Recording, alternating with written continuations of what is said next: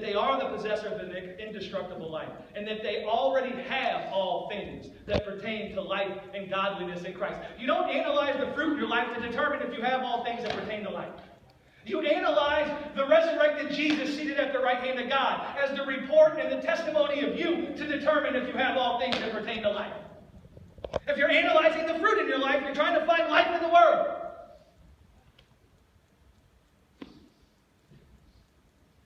A person walks from abundance instead of lack when their life can be born from the belief that they already possess an incorruptible life. They begin to, they no longer live as if they lack some good thing they need for life. They begin to live by the passion in their heart instead of lust. They begin to live by the desire in their heart instead of by an obligation of I must do to get, I must do to become, I must get or attain to something in order to have peace and love and joy and kindness and meekness. They begin to live free from the cares of this world. They begin to live free from fear. That's what happens to a human being who begins to walk in the likeness of the resurrection of Jesus. You can't make an intellectual decision to walk in the likeness of the resurrection of Jesus. It's something that happens to you as you hear the truth of the resurrection and that death has no more dominion over you. And you find your heart persuaded by what that truth says and the implications of that truth in your life. You see how I no longer care if I have hair or not? That's the power of the resurrection. It can happen in much more significant things, but that was the easiest thing for me to tell you guys, and you could plainly see it. You know what I'm saying? So this is a powerful statement here.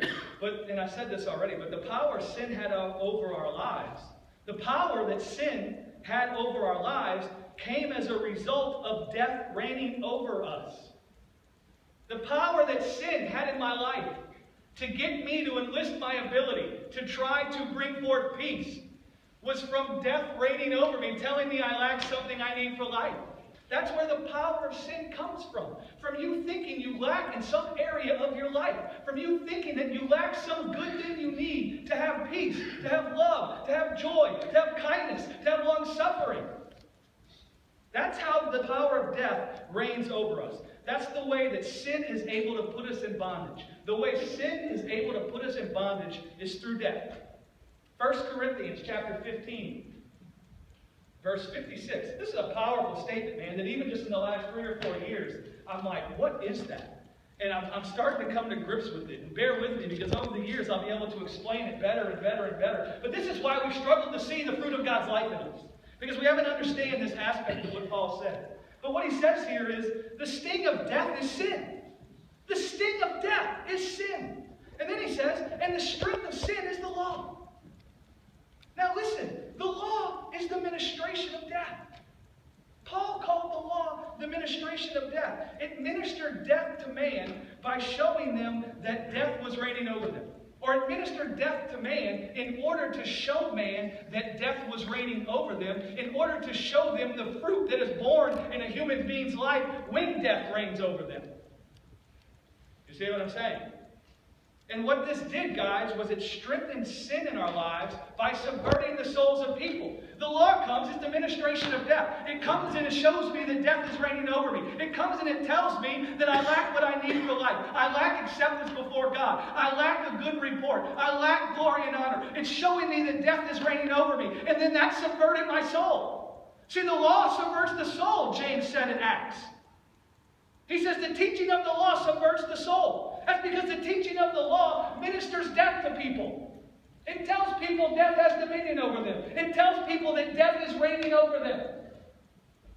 And that's how sin is strengthened in our lives through the law. It's because the law shows and reveals death reigning. And that strengthens sin in our lives by subverting our soul. Because if my soul's subverted, I'm going to try to get life through my own ability, aren't I? That's how it strengthens sin. You see, I had a law that said hair equals life, not having hair equals not having life. I had a law that said that. That law ministered death to me in the day I saw I was losing the hair. It subverted my soul. And in subverting my soul, it strengthened sin in my life. Because it caused me to enlist my own ability. It caused me to enlist the flesh. It caused me to walk after the flesh to now try to have life. I hope you guys can understand what I'm saying.